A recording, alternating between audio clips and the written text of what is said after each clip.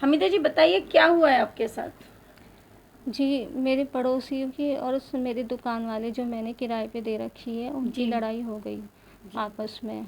और उसके बाद उन्होंने लड़के बुला लिए, मेरे दुकान वालों ने भी लड़के बुला लिए। उसके बाद उन दोनों की लड़ाई हुई, मैं तो बीच बिचाव में रही छुटाने में ही।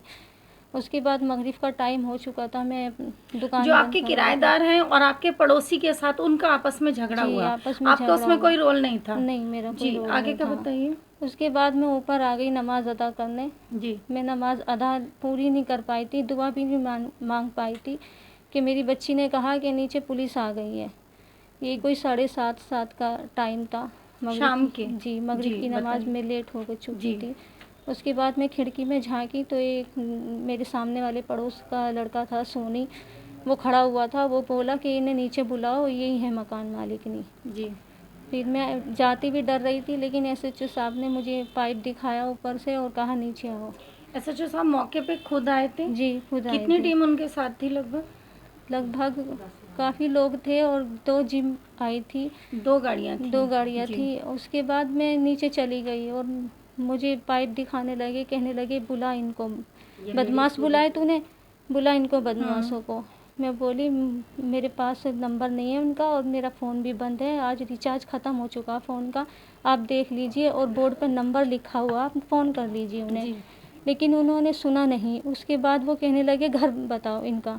मैं बोली मुझे घर भी नहीं पता, मैं आज तक उनके घर नहीं गई, लेकिन मेरा एग्रीमेंट पे उनका एड्रेस लिखा हुआ है, मैं आपको वो दिखा देती हूँ, आप उस पर देख लीजिए एग्रीमेंट पे एड्रेस। उसके बाद क्या हुआ, मैं एग्रीमेंट की फ़ोटो स्टेट लेके अपनी बेटी के साथ चली गई नीचे। मेरी बेटी आई, मेरी बेटी ने कहा अंकल देखो नंबर ऊपर लिखा हुआ, आप यहाँ से ले लीजिए, मेरी अम्मी को परेशान मत करो। लेकिन उन्होंने मेरी बच्ची को भी डांटने लगे, उल्टा सीधा बोलने लगे। फिर मैं डर गई, कहीं मेरी बच्ची को पाइप दिखाने लगे। मेरी बच्ची, मैंने कहा ऊपर चली जा खुशी, तू मत बोल। उसके बाद वो कहने लगे चलो इसको बिठाओ। मैं बोली मैं नहीं जाऊँगी, मेरा शोहर भी। कहने लगे कहाँ है तेरा आदमी? मैं बोली मेरे शोहर क्या घर इस पर तरह की नहीं है। बातचीत एसएचओ साहब आपसे खुद कर जी, रहे थे? जी। मैं बोली मेरे शोहर है ना गांव में गए हुए, मैं अकेली हूँ। कि नहीं चलो इसको बिठाओ, ये घर बताएगी।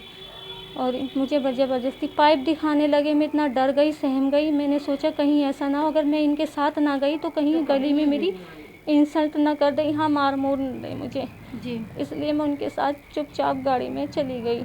आपको गाड़ी में बिठा करके ले जी, गए? गाड़ी में बिठा के ले गए। फिर भी मैंने सोचा शायद मुझे 14 नंबर में ले जाएंगे, लेकिन वो मुझे 14 नंबर में नहीं लेके गए किराएदार के घर, क्योंकि वो मुझे ना थाने में लेके गए। जी। दयालपुर थाना जो था वहाँ लेके गए। वहाँ ले जाने के बाद उन्होंने मुझे शीशे वाला केबिन था जहाँ रिपोर्ट दर्ज होती है, वहाँ पर बिठा दिया। जी। फिर थोड़ी देर, आधा पौन घंटे बाद एक लेडीज़ आई, कहने लगी तुम्हें साहब बुला रहे। वहाँ ले जाके फिर मुझसे पूछा कि क्या कराती है तू दुकान में? मैंने कहा जी मैं तो कुछ भी नहीं, मैंने तो किराए पे दे रखी है और तू ऐसे धंधा कराती है, तू वो करती है, मतलब उल्टा अनसब में ऐसे इस तरह कलेजा। के अपशब्द हाँ, आपके मैं साथ यूज कलेजा किए पकड़ गए? के खड़ी हो गई। वो कह रही सीधे खड़ी हो, मैं नहीं देखूंगा तू औरत है कौन है, इतना मारूंगा मैं तुझे। मैं इतना डर गई, इतना सहम गई बहुत ज़्यादा, मैं रोने भी लगी। उसके बाद फिर उन्होंने मुझे वहीं पर ही दोबारा वहीं पर ही भेज दिया जहाँ मैं पहले बैठी हुई थी। जी। फिर बुलाया उन्होंने मुझे 10 बजे के करीब। फिर लेडीज़ पुलिस थी कोमल नाम की, वो लेके गई मुझे। उसके बाद मैं मार्क्स अपना घर भूल चुकी थी। रात के 10 बजे जी, रात के आपको 10 वापस बजे। थाने में अंदर बुलाया गया? जी जी। जी। तो मैं मार्क्स नहीं लेके गई थी, मैं हड़बड़ी में भूल गई थी अपना मार्क्स। मैंने चादर, ये वाली चादर का ही मार्क्स लगाया हुआ था। जी। फिर वो बोले दुपट्टे को मुंह से लिया हुआ था? जी जी। जी। फिर उन्होंने मेरा मार्क्स ये हटा चेहरे पे से, मैंने हटा दिया। फिर बोले ये हटा पूरा छाती पे से, तो मैंने ये से दुपट्टा हटवाया? जी, दुपट्टा से हटवा दिया पूरा। जी। उसके बाद लेडीज़ पुलिस थी कोमल नाम की, मेरे ऐसे हाथ पकड़े उन्होंने। जी। और मेरे फिर ना यहाँ सांतल पे, इस पे हाँ बहुत जी। मार लगाई। समर सेविल वाला पाइप जो होता है हरे कलर का मोटे वाला, उससे मेरे मार लगाई। मेरे तमाम इन पे सूजन आ गई थी। उसके बाद उन्होंने मुझे वहाँ पर फिर दोबारा ले जाके वहीं पर बिठा दिया। फिर मैं वहाँ बैठी भी रोती रही, मैं पानी मांगती रही, मैं रोती रही। लेकिन वो जो कंप्यूटर पे बैठी हुई थी लेडीज़, वो मुझे डांटने लगी, रोएगी बताऊँ तुझे। मुझे पानी भी नहीं दिया उन्होंने, बहुत देर हो गई, 1 घंटा हो गया। फिर एक और थे वहाँ पर, उन्होंने मुझे पानी ला के दिया। जब काफ़ी देर हो गई बैठे बैठे, जब ला के दिया उन्होंने मुझे पानी। उसके बाद मैं वहाँ रोती रही बहुत देर। तकरीबन कोई अंदाजा है कितनी देर आपको मारा उन्होंने? बहुत देर मारा उन्होंने, क्योंकि काफी डंडे नहीं, मारे चोट इस तो पैर मुझे पे। आपकी दिख रही है, जो आपने मुझे वीडियो दी है उसके बारे में मैं आगे दर्शकों को दिखाना चाहूंगी। जो 10 मिनट जिस तरह तक से मारा है उन्होंने 10 मुझे। मिनट उन्होंने हाँ, आपको जी, मारते रहे जी, जी, लगातार। और जी। जो कोमल ऐसे वो जो कांस्टेबल थी वो आपका हाथ पकड़े वो रही हाथ पकड़े लगातार। रही थी। हाँ, 10 मिनट जी। मुझे वहाँ पर हो चुकी थी। एसएचओ कैबिन साहब में। ये हरकत खुद कर रहे जी, थे? खुद कर रहे थे। जी। उनके हाथ में जो डंडा था, पुलिस वाला जो डंडा होता है, या क्या नहीं चीज नहीं थी? नहीं, पुलिस वाला डंडा नहीं था। वो हाँ। हरे कलर का समरसेबिल वाला पाइप था। मोटा पाइप मोटा था। पाइप था। जी। जी। और आगे? उन्होंने एसएचओ साहब ने उस दिन वर्दी भी नहीं पहनी हुई थी, अपनी टी शर्ट पहन रखी थी ब्लू कलर की और खाकी पैंट पहनी हुई थी। क्या चोट? जी। बेटा चोट दिखाता था, क्या क्या चीज है आपके हाथ में दिखा रहे हैं, क्या है?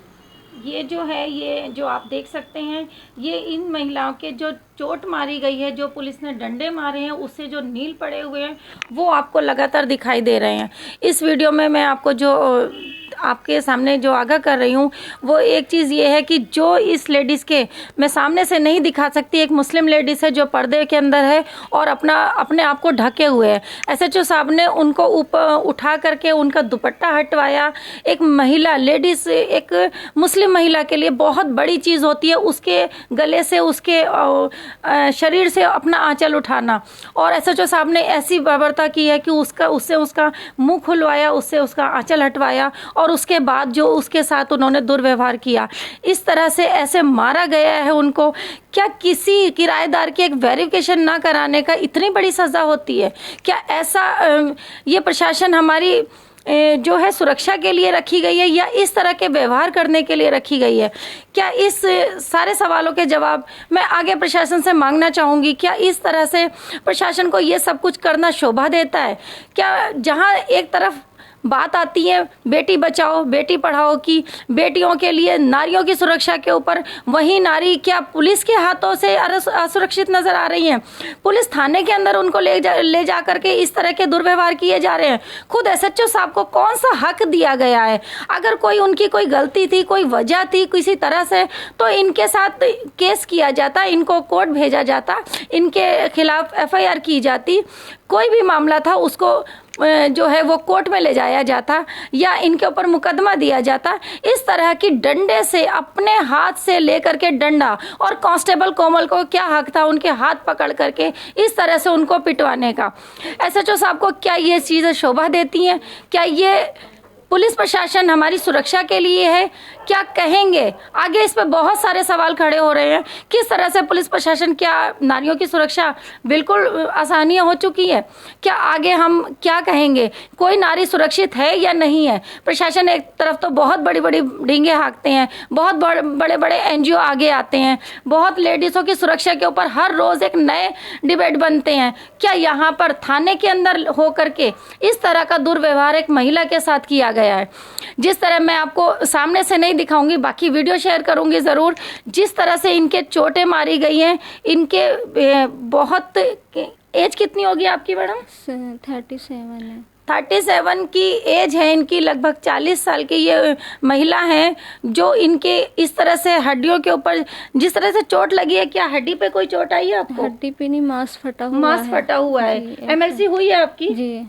जी, एमएलसी रिपोर्ट भी है हम इनके पास, और जिस तरह से इनकी एमएलसी हुई है, और मैं आगे इन चीज़ों को आप लोगों के साथ शेयर करूंगी, किस तरह से इनको जो मारा गया है वो वीडियो में मैं आगे दिखाऊंगी, और जिस तरह से ये दुर्व्यवहार हुआ है, क्या आगे प्रशासन के ऊपर कोई सवाल नहीं उठना चाहिए?